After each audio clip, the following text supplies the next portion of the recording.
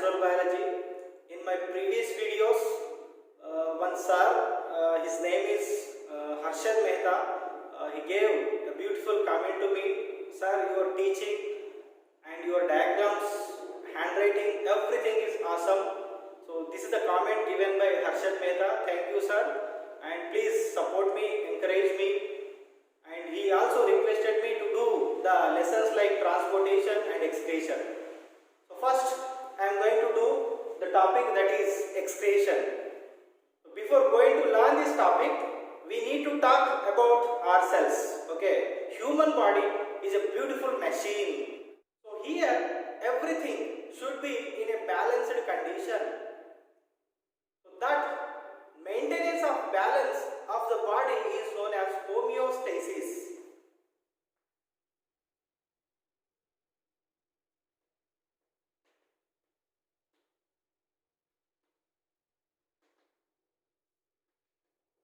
Homeostasis. So this homeostasis is utmost important for the survival of organisms. Everything, water balance, body fluid balance like blood balance and maintenance of pH, okay, and ionic balance, everything should be in a steady state, balanced condition. Then only we will be healthy. So who will maintain this homeostasis? Let me see. First, the word homeostasis is derived from a Greek language. In Greek,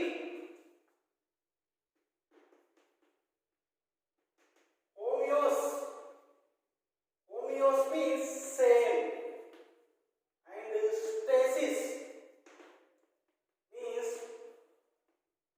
steady state. Okay, so in Greek, homeos means same and stasis means a steady state. See, simple terms we can tell that maintenance of a steady state is known as homeostasis.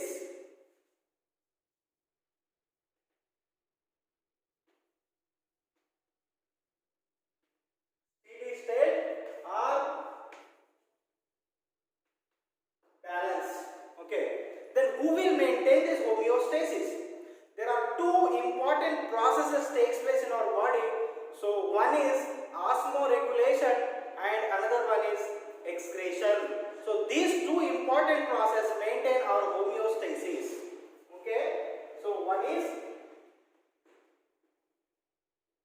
osmoregulation and another one is excretion.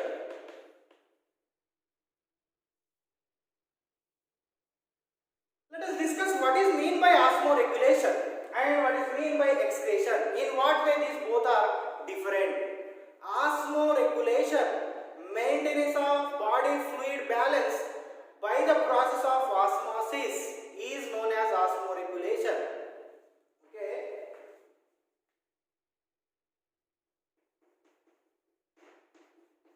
Maintenance of body fluid balance, osmosis.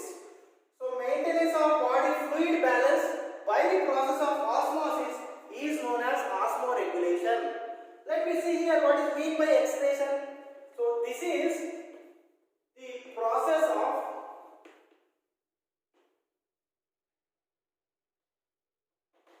elimination of metabolic waste from the body. So the process of elimination of metabolic waste from the body is known as excretion. So in what way they are different? What is the difference between these both? Osmoregulation will work based on the internal condition of our body. Okay, so here internal condition is important.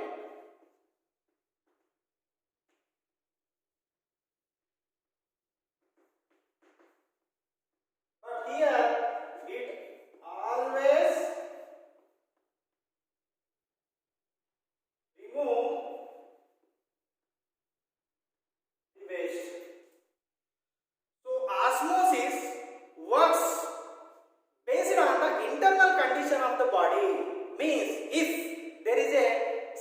of water, there is no elimination of water from the body.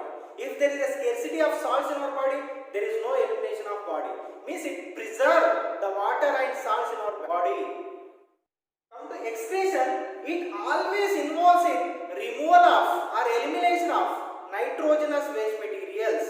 Okay, not based on the internal content. If there is any nitrogenous waste material, that is going to remove, that is going to filter by the kidneys. So it works based on internal condition, means it gives protection in adverse conditions.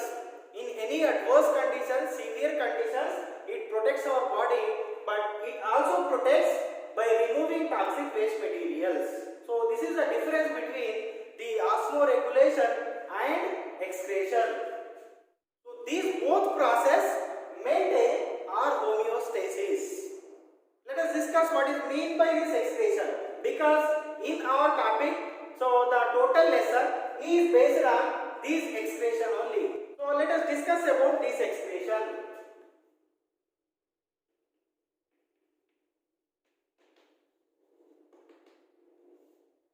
So if we talk about excretion, so students may get doubts. Sir, what is the difference between defecation and excretion? In what way undigested waste and excreted waste is different? The only simple thing, Nana, excretion involves in formation of urine, whereas defecation, the process of removal of undigested food particles by the way of anus. So this is called defecation. So these and these both are not same. Okay, you have to remember that. So this process is called excretion and this is defecation. Not both are same. Okay, so right. Let's talk about excretion. Our body, human body, is a living cellular factory.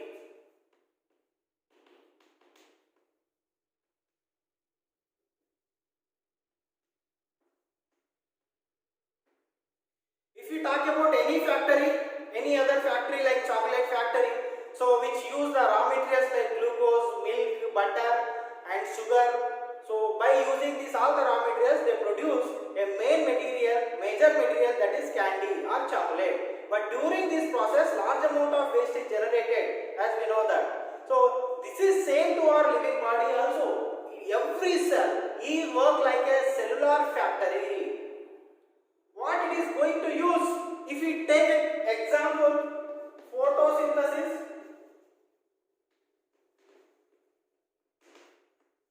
So photosynthesis is one of the life process. What the materials are going to produce by the process of photosynthesis? We know that it is glucose, little amount of water and little amount of oxygen is produced. So glucose is the main product, whereas this water and oxygen are the byproducts, waste products by the process of photosynthesis. If we talk about respiration,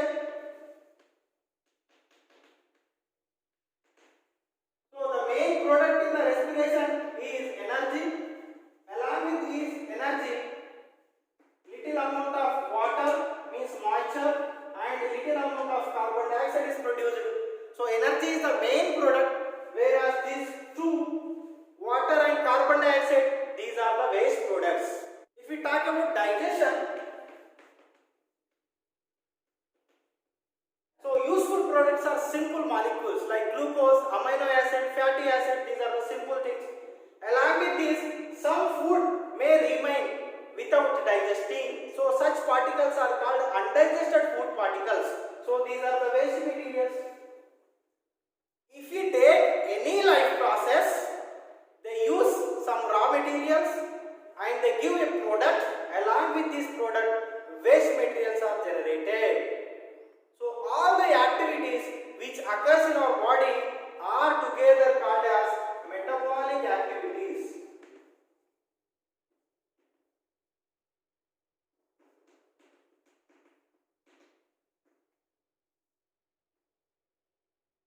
These metabolic activities are either anabolic activities or catabolic activities.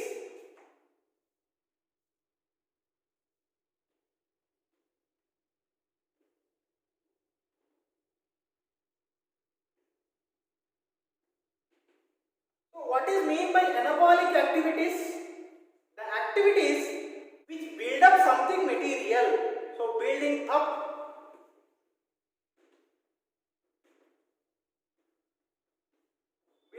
processes. For example, photosynthesis. We'll write here. Example, photosynthesis. Because in photosynthesis, carbohydrates, glucose is building up. It is produced. So this process is known as anabolic activities. Okay. And whereas catabolic activities, here the materials are going to broken down.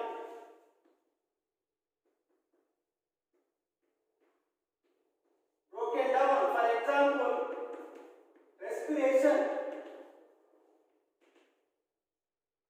Okay. So in respiration, glucose is going to break down as pyruvate. This pyruvate is further break down and it is going to produce energy.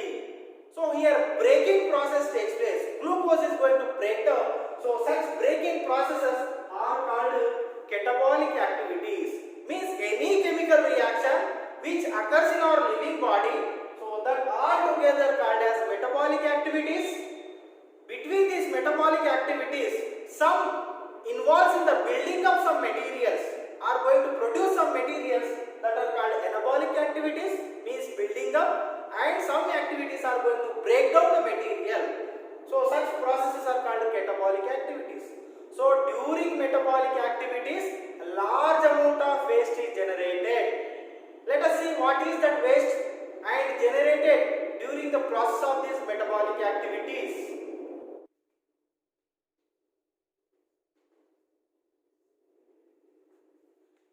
So waste materials which are generated during these metabolic activities are classified into several categories.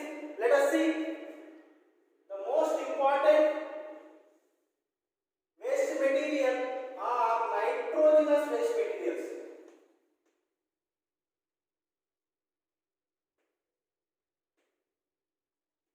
Excess salts,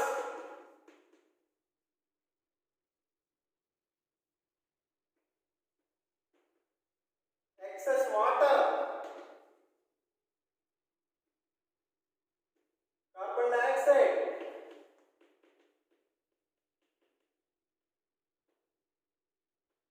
bile pigments. Okay, so these are the waste which is produced during metabolic activities. What is meant by nitrogenous waste? The waste produced by breakdown of proteins and nucleic acid in our body. So such waste is ammonia,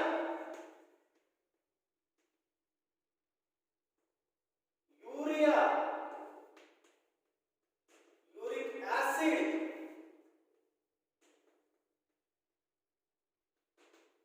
creatine,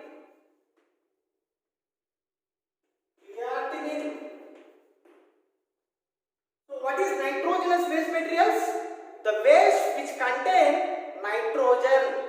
Okay, so that is called nitrogenous waste materials. As we know that nitrogen is an important material in the formation of proteins, nucleic acid. So when these proteins and nucleic acid are going to break down, so this waste is produced such as ammonia, urea, uric acid and creatinine. These are together called as nitrogenous waste materials. And excess salts. When we intake more amount of salts, so that may remain, that may cause harm. So that excess salts also should be removed. That is also considered as an excretory waste material. And excess water. If we take large amount of water, then the required quantity that also going to become a waste. Even water also become a waste if it is not necessary. And carbon dioxide, this carbon dioxide produced by respiratory system, actually we cannot consider it is as a excretory waste material. Primarily it is a respiratory waste material, but secondarily we can consider as a excretory waste material. Come to bile pigments. So these are the materials which are produced by liver. We know that RBCs have lifespan of 120 days. What about after 120 days? Where they are going to destroy? Either spleen or liver. So liver, by using this dead and worn out RBC, it is going to produce a digestive juice that is called bile juice. So in that bile juice, these bile pigments are present. So these bile pigments are produced by breakdown of these dead RBC. So there are three important pigments are present. One is bilirubin, biliverdin and urochrome. So bile pigments are three types again: bilirubin, biliverdin and urochrome. So these are the waste materials which are produced during metabolic activities. If these waste materials remains in our body, may become harmful, toxic. So hence they should be removed from our body. So such process of removal of specially nitrogenous waste materials is known as excretion. And based on the type of nitrogenous waste material produced, organisms are broadly classified into three categories. Major categories are three, but minorly there are few more are present.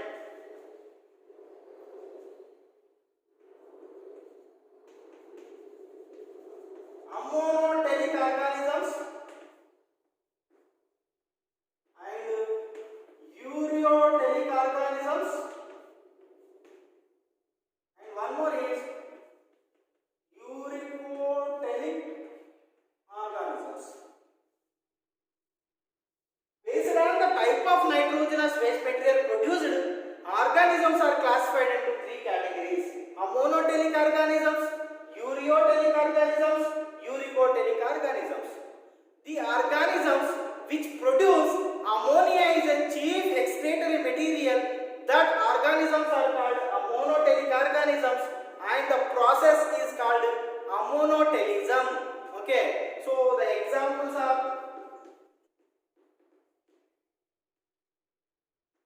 poriferans, cnidarians and some bony fishes. These are the examples. Okay, so like poriferans, sponges, cnidarians like comb jellies, hydra and also bony fishes. Along with this, most of the aquatic invertebrates excrete ammonia as a chief excretor waste materials. So hence they are called ammonotelic organisms, and the process is called ammonotelism. Come to ureotelism. The organisms which produce urea as a chief waste material.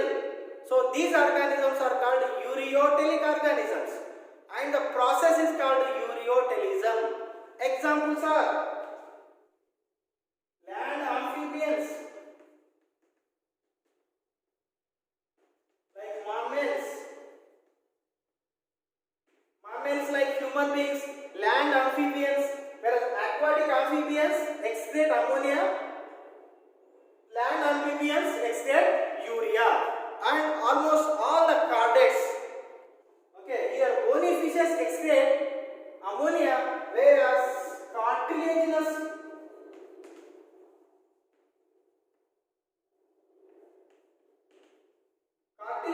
fish excrete urea. So examples are land amphibians, mammals and cartilaginous fishes excrete urea as a chief waste material. The organisms which excrete uric acid as a chief excretor waste material, that are called uricotelic organisms, and the process called ureotelism. Examples: insects, reptiles, birds excrete urea as a chief waste materials, so they are called uricotelic organisms. Among these waste materials, ammonia is highly toxic and requires more water for its excretion. Ammonia is a highly toxic material. It requires more water for its excretion. Urea is less toxic when compared to ammonia, and compared to urea, uric acid is very less toxic and require very less water. So it is uric acid is excreted in the form of paste or pellets. As we know that how the birds excrete. So highly toxic, less toxic and very less toxic.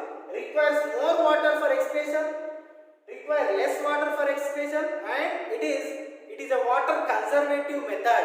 Okay, so this is one of the adaptive mechanism in birds, reptiles, insects for the water conservation. So these are the classification of organisms based on their excreted waste materials. Let us define what is meant by excretion. So these nitrogenous waste material, if it is present, remain in our body, may become harmful, become toxic. So hence it should be removed from our body. So that process or the biological process which involves in first separation, thereby elimination of this nitrogenous waste material or metabolic waste material is known as excretion. The word excretion is derived from Latin. In Latin, ex means out and craner means to shift.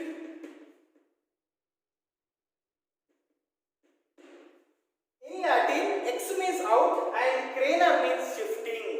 So shifting out, removing out the nitrogenous waste materials is known as excretion. So this is the introduction of the topic excretion. In the next class, we will discuss about human excretory system, how this excretion occurs in human beings. So if you like this class, please comment and like, please subscribe my channel and tap on bell icon. Comment, your comment and subscription is very important to me. It boosts up to me and to make more videos. Thank you for watching.